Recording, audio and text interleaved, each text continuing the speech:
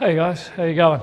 Is it true that you're holding up the government and declaring a Palestinian state? No, that's what Chris Hipkins says. Chris Hipkins doesn't know what's happening in Cabinet because he got voted out of government for being useless. What's actually happening is we're working through a process of making a decision. It's impossible to hold up a decision that no one's actually making yet. This government thinks carefully. We're aware of the really horrible, grotesque scenes that people are seeing on social media and on the TV every night. But we also know that New Zealand has to act with maturity, and our government is going through a process of working out what's the right thing to do and then starting to think a few steps ahead of what happens next. That's how a mature government operates. I think Chris Hipkins has just shown that he wasn't a mature government last time and he hasn't matured since. Do you have a position on it? Do you have a position on it? Well, my view is that we should first look to what the Arab states around the region are saying very strongly to Hamas and take their counsel, because they're not experiencing it on TV or on social media.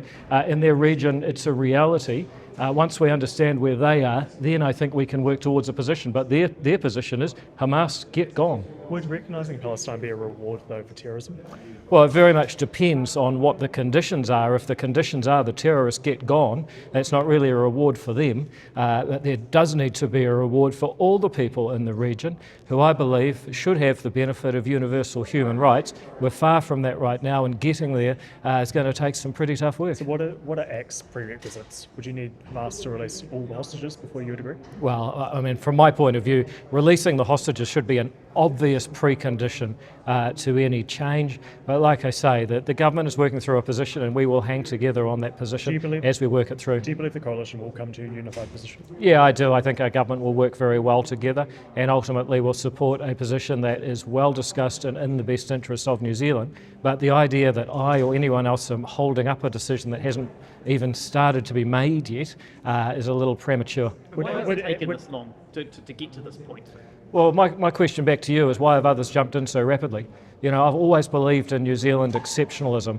Just because the rest of the world jumps in doesn't mean we need to test the water with both feet. So who has moved rapidly in your view?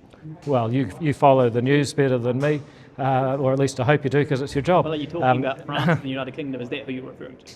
Well, I would just ask myself, are they ahead of or behind the other Arab countries in the region? Those people know the reality because they live beside it. Would ACT consider using the agree to disagree clause if you don't? Well, it's part of our coalition agreement. It's always possible, but I don't think it will be necessary in this case. Practically, what would recognising Palestine look like?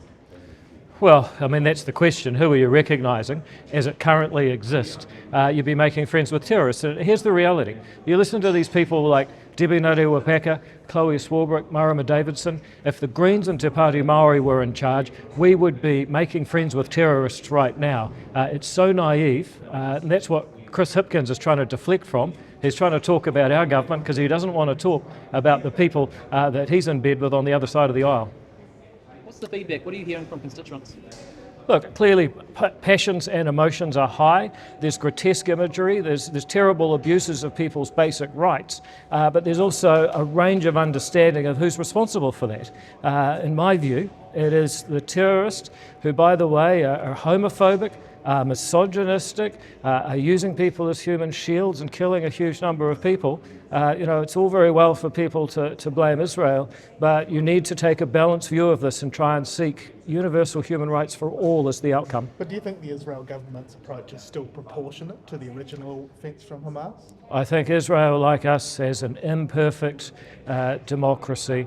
I think it's easy for us on the other side of the world to judge. It's not 1,500 New Zealand citizens, perhaps somewhere like Rhythm and Vines at New Year's Eve, getting attacked and kidnapped the way that they were. How would we respond? Easy for us to say that we would be better, and perhaps we would be, but I also am just always a bit cautious about jumping in without all the knowledge and without being prepared to put myself in someone else's shoes. And that's why we're taking a careful and considered approach to this issue. Do you think that declaring a state might be the first step to helping get the Palestinian Authority in power and getting rid of Hamas? Well, that's something you'd want to consider, but of course, like I say, there's people that want to politicise this, there's people that want to emotionalise this, and then there's people in our government who are sitting down carefully and calmly talking through the issues so that we can uphold human rights for all. That's got to be the ultimate goal. What would be the cost or the problem with New Zealand accepting the credentials of the Palestinian representative in Canberra, who would effectively become the ambassador if we were to recognise the state? And that's probably the main way that New Zealand would recognise the state. I think you're probably the only person who's thinking about money on this issue, but I don't imagine a great amount. I don't mean cost and money. Oh, okay. What do you mean? Reputational, like cost and what's the harm in doing that at this moment? Well, simple fact that you're basically getting into bed with a terrorist organisation, Is that the Palestinian Authority? No, that is Hamas, who are effectively controlling the area. Might I remind you, these are a group of people who are homophobic, who are misogynistic, who have very little regard for the rights of women and children, that have carried out a hideous war crime and are frequently breaching international law themselves. That's something people seem to forget. No one's saying here recognising Hamas as the leaders of the state of Palestine. It effectively would be the Palestinian. Well, you'd want Authority. to recognise people that are effectively in control, and who's that right now? It's Hamas. Not in the West Bank though, right?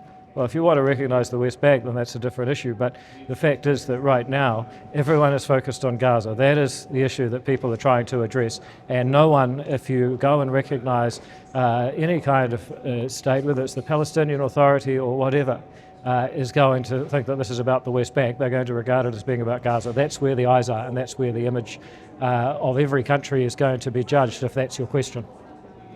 All right, folks. Well, thank you very much. Hope to talk to you about domestic politics tomorrow. Thank you.